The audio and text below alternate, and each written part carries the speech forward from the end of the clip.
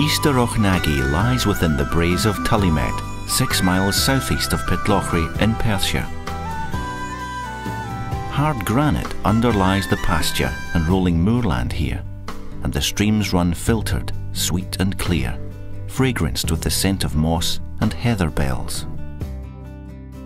A distillery operated here from 1812, mashing the stream water with the local beer barley, an ancient strain of barley brought to Scotland by the Vikings.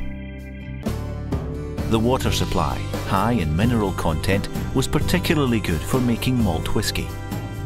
The whisky made here was of the very highest quality and possessed the soft, mellow flavour now so generally approved of by connoisseurs. Auchnagie peats were cut from the high ground above the distillery, on the shores of nearby Loch Broom. Families devoted time to securing their fuel for home and for distilling. Peats were dried on the high ground and carted down to Tullymet. Stills were constructed inside existing farm buildings and generally relied on a water wheel for motive power. Highland stills were small in stature, but spirit from the small stills of the region was considered far superior to that of the lowland brands. Knowledge of distillation was handed down through the generations.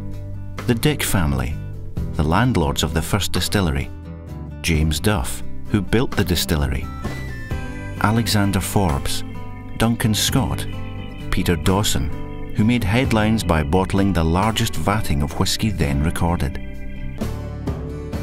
The completion of the Highland Railway in 1863 created the means of transporting greater quantities of produce to a much wider area. However, the proposed branch line from Tullymet down to nearby Ballinluig was never built, which meant transportation of whisky at Auchnagie continued on horseback until the distillery ceased production.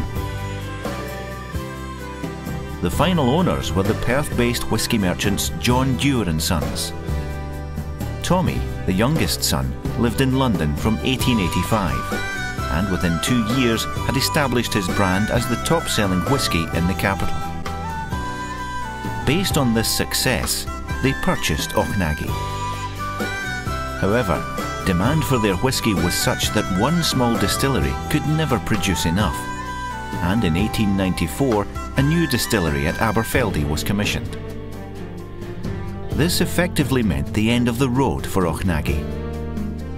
Aberfeldy opened in 1896, and production at Auchnagie ceased for good in late 1910. In 1912, the equipment and machinery were removed, thus ending over a century of legal distilling history in the hamlet of Tullymet, spelling the end of the Auchnagie name. Until now.